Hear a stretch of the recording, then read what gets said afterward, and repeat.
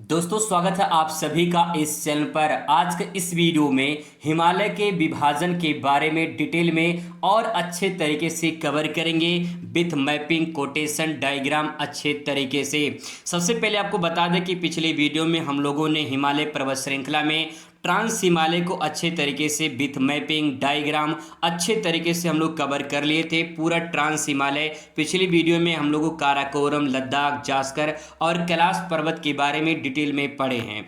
आज की इस वीडियो में हम लोग हिमालय पर्वत के टॉपिक को और आगे बढ़ाएंगे। यहाँ पे आप देख पाएंगे इस प्रकार से अच्छे तरीके से डिटेल में पूरा हम लोगों ने कवर किया था पिछली वीडियो में। सब कुछ आप यहाँ पे देख सकते हैं। अच्छे तरीके से मैपिंग डायग्राम कोटेशन सबका प्रयोग किया गया है और यहाँ पे जो भी कंटेंट है वो एनसीईआरटी डाटा से लिया गया है। तो चलिए आज की इस वीडियो में शुरुआत करते हैं। हम लोग बात करेंगे, आ जाते हैं मेन टॉपिक पे, ग्रेट हिमालय।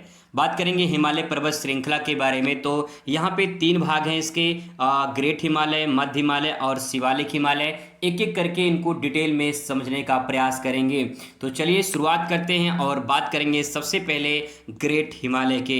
तो ग्रेट हिमालय के सबसे पहले इसके नाम को समझते हैं। तो यहाँ पे देखिए नाम, सबसे पहले जो ग्रेट हिमालय है या महान हिमालय इसे कहा जाता है। तो ग्रेट हिमालय इसे अंग्रेजी में कहा जाता है।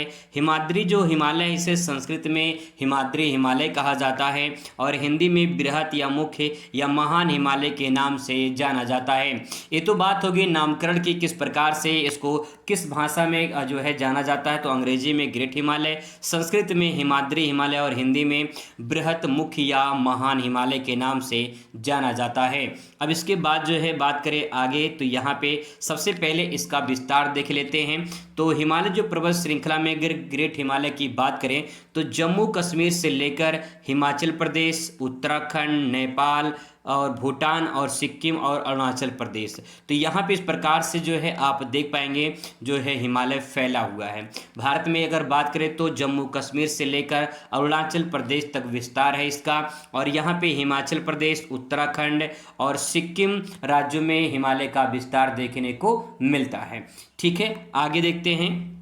तो यहाँ पे अब इसका विस्तार में समझने का प्रयास करेंगे। सबसे पहले अगर विस्तार का डिटेल में और देखें तो यहाँ पे हिमालय पर्वत श्रृंखला विश्व की सबसे ऊंची पर्वत श्रृंखला है जो एशिया के 5 देशों में इसका जो विस्तार है वो देखने को मिलता है।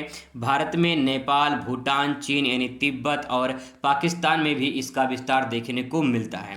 यह पृथ्वी की सबसे ऊंची और सबसे युवा पर्वतमालाओं में से एक है और यह भारतीय उपमहाद्वीप और तिब्बत पठार के बीच एक प्राकृतिक विभाजन रेखा भी बनाती है। तो यहाँ पे बात है तिब्बत पठार और जो है भारत जो उपमहाद्वीप है उसके बीच में एक विभाजन का काम करती है। तो ये तो बात होगी इसके कुछ बेसिक जानकारी के बारे में। ठीक है, चलिए आगे देखते हैं और डिटेल में समझते हैं। सबसे पहले यहाँ पे हिमालय का निर्माण और उसकी उत्पत्ति देखते हैं, फिर छोटा सा एक एनिमेशन भी देखेंगे ताकि कुछ और चीज़ें आपको क्लियर हो जाएं।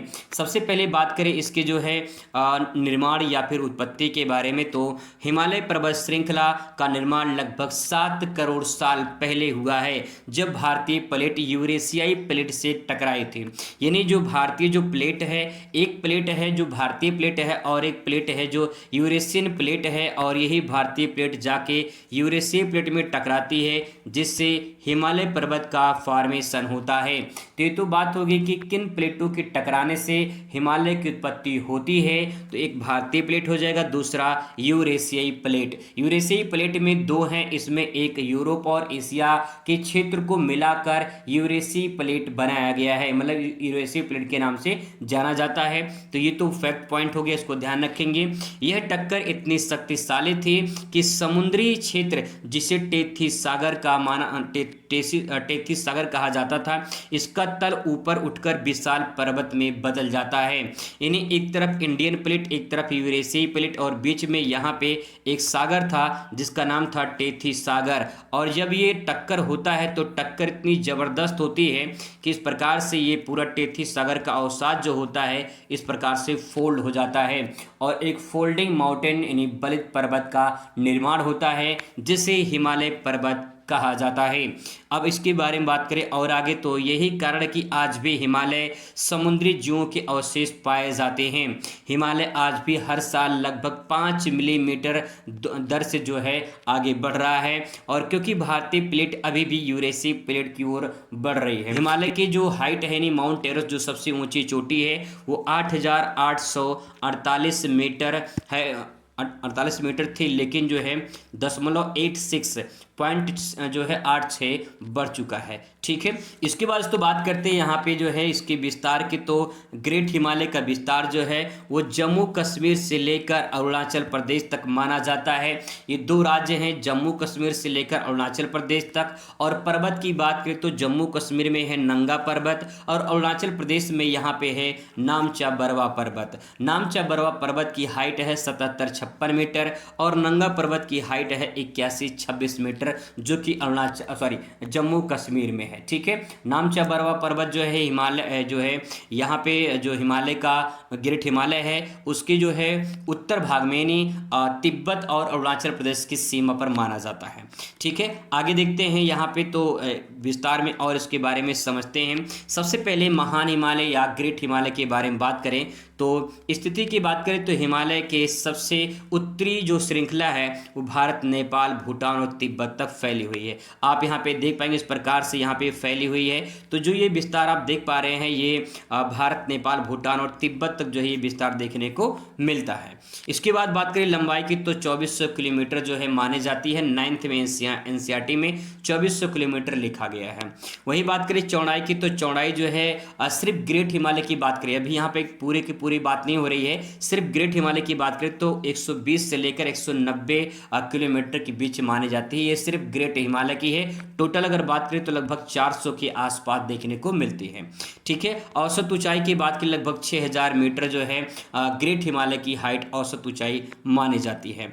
चलिए आगे देखते हैं, बात करते हैं इसके कुछ ऊंची चोटियों के बारे में। तो यहाँ पे सबसे पहले बात करें इसके जो पर्वत चोटियाँ हैं तो यहाँ पे आप देख पाएंगे मानचित्र में जम्मू कश्मीर ये स्टेट है। जम्मू कश्मीर में एक पर्वत चोटी, इसका नाम है नंगा पर्वत। और यहाँ पे देख पाएंगे अरुणाचल प्रदेश में नामचा बरवा पर्वत। तो नामचा बरवा पर्वत अरुणाचल प्रदेश में है और 7756 मीटर जो है इसकी हाइट है। वही बात करें नंगा पर्वत तो नंगा पर्वत जम्मू कश्मीर में 8126 मीटर इसकी हाइट है। और बात करें फिर नंदा देवी उत्तराखंड में है और ये जो है 78-17 मीटर इसकी हाइट है। वही बात करें कंचनजंगा तो कंचनजंगा जो है यहाँ पे भारत में स्थित सबसे ऊंची चोटी कंचनजंगा है, भारत में स्थित। ठीक है, भारत में स्थित इसीलिए यहाँ पे भारत में लिखा गया है।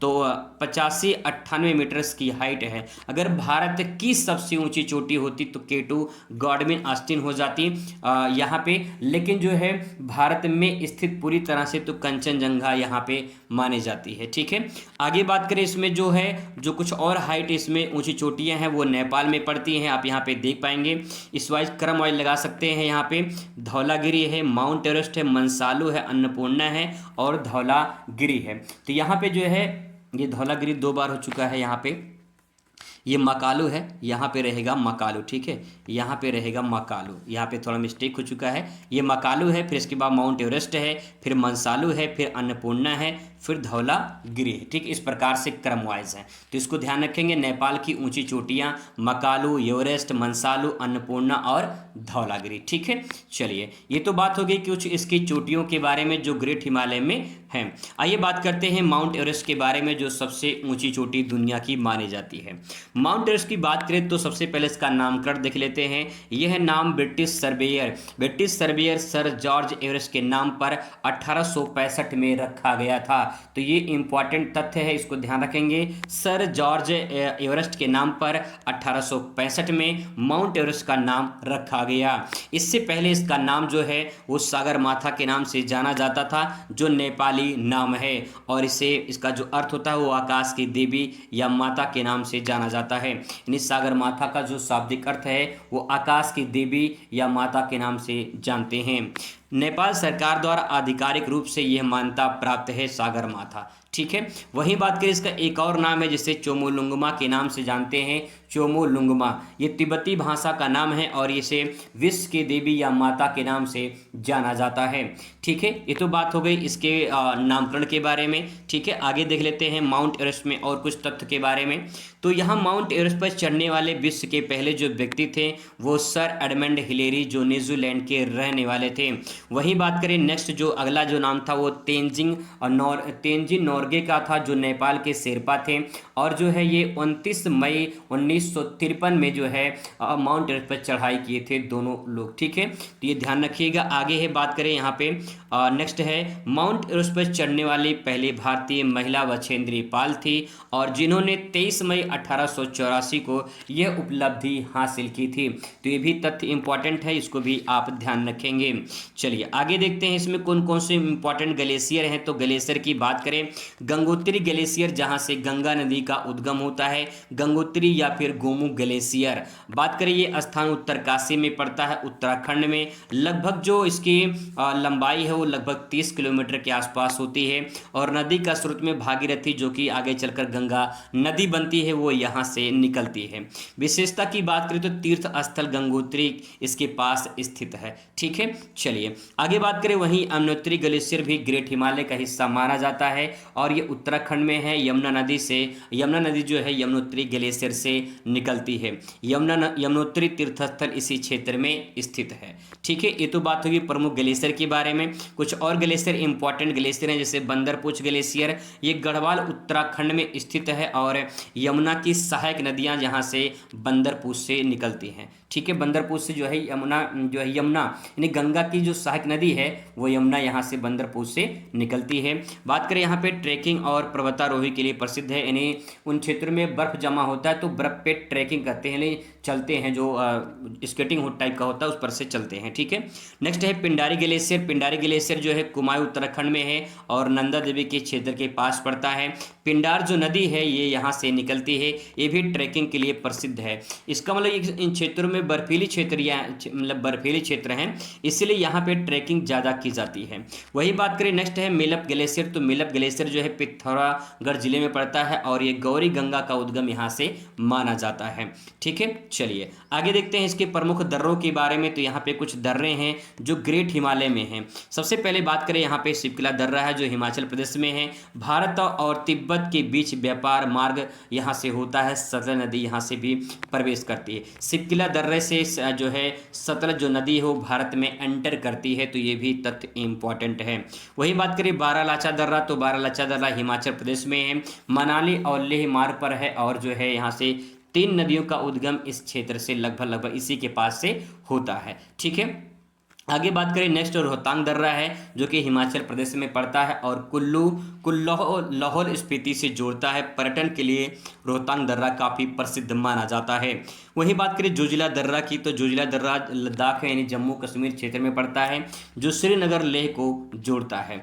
ठीक है, और ये सामरिक दृष्टि से महत्वपूर्ण होता है, सामरिक मतलब सैनिक क्षेत्रों के लिए काफ़ी महत्वपूर्ण होता है। इसके बाद है खारदुंगला दर्रा, लद्दाख में पड़ता है। दुनिया की सबसे मोटरेबल यानी मोटर वाहन यहाँ से चलाए जा सकते हैं, तो दुनिया का सबसे ऊंचा मोटर वाहन युक्त दर्रा खारदुंगला दर्रा माना जाता है। इसके बाद तो मध्य हिमालय रहेगा। मध्य हिमालय हम लोग कवर करेंगे अगली वीडियो में। इस प्रकार से आप डायग्राम में मैपिंग में दे सकते हैं कुछ दर्रे यहाँ पे, जैसे बुर्जिल दर्रा है, काराकोरम दर्रा है। काराकोरम दर्रा काराकोरम श्रेणी में आता है। बारालाचा है, शिवकिला है, और नीति है, लिपुलेख है, माना दर्रा है। इसके बाद बनिहाल, जोजिला, पीर पंजाल श्रेणी में आती है। ठीक है, कुछ ये दर्रे हैं जो जम्मू कश्मीर, हिमाचल प्रदेश और उत्तराखंड में पाए जाते हैं। ठीक है, इनके बारे में डिटेल में दर्रा के बारे में अलग से वीडियो बनाएंगे ताकि उसमें ट्रिक के माध्यम से आप उसे आसानी से समझ पाएं।